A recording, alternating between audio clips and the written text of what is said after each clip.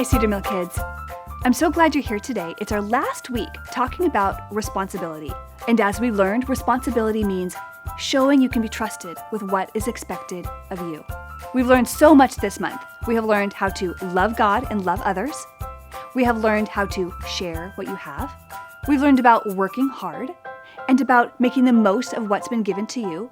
And today we are learning about how to use your words wisely. It's our responsibility to ensure that we use our words wisely and to speak kindly to the people around us.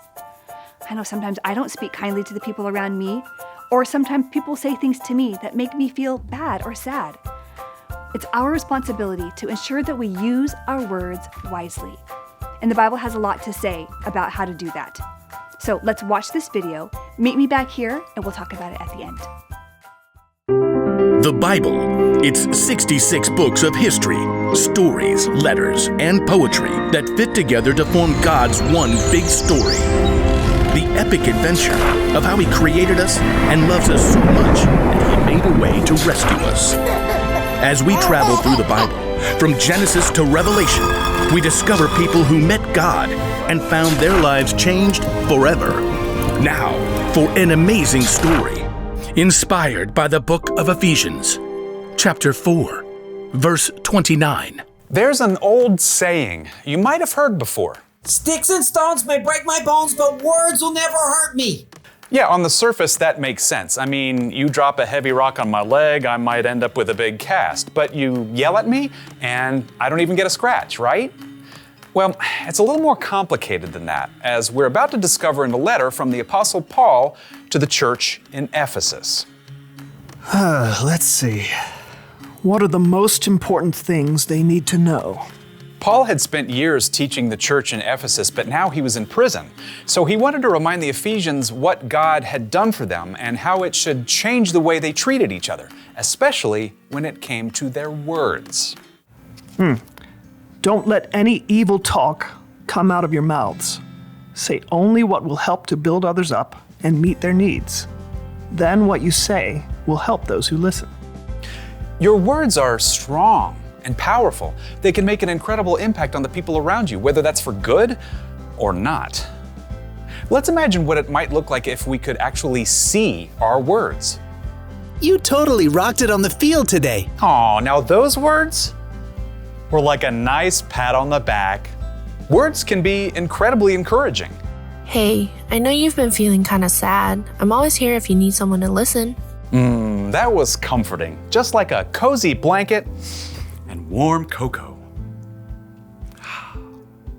But we don't always use our wordy superpowers for good.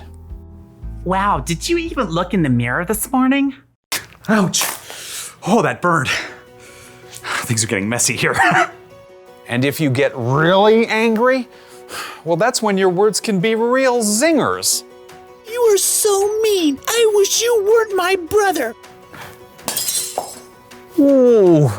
Thoughtless words can shatter someone, break apart relationships. We all make mistakes with our words sometimes. We all end up hurting others with the things we say. But when that happens, sometimes we get a second chance to use our words wisely. I'm really sorry. That was an awful thing to say. Can you forgive me?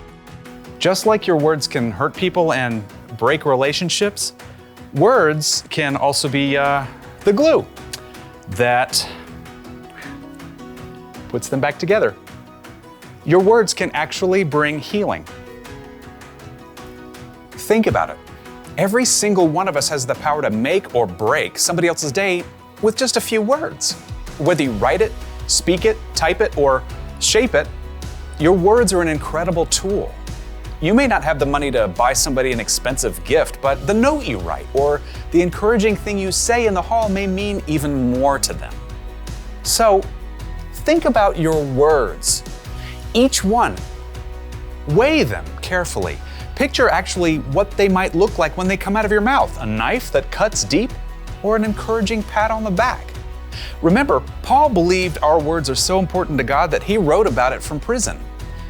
Don't let any evil talk come out of your mouths. Say only what will help to build others up and meet their needs. Then, what you say will help those who listen.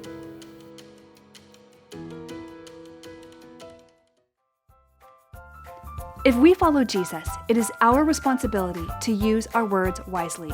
That's what we just learned about. And in fact, the Apostle Paul in the Bible, he says, don't let any evil talk come out of your mouth. Instead, only say words that will help build somebody up and meet them in their needs. Then, whatever you say will help anybody who's listening. Our words should be helpful. We should say encouraging words such as, "You're doing a great job. I'm so proud of you." And our words should be comforting. And we can say things like, "Oh, I'm sorry you're going through that. I'll pray for you." It's not always easy to control the words that come out of our mouths. But a good place to start is to just stop and think. Ask yourself, is what I'm about to say going to build somebody up and encourage them? Or are my words going to tear somebody down and make them feel bad?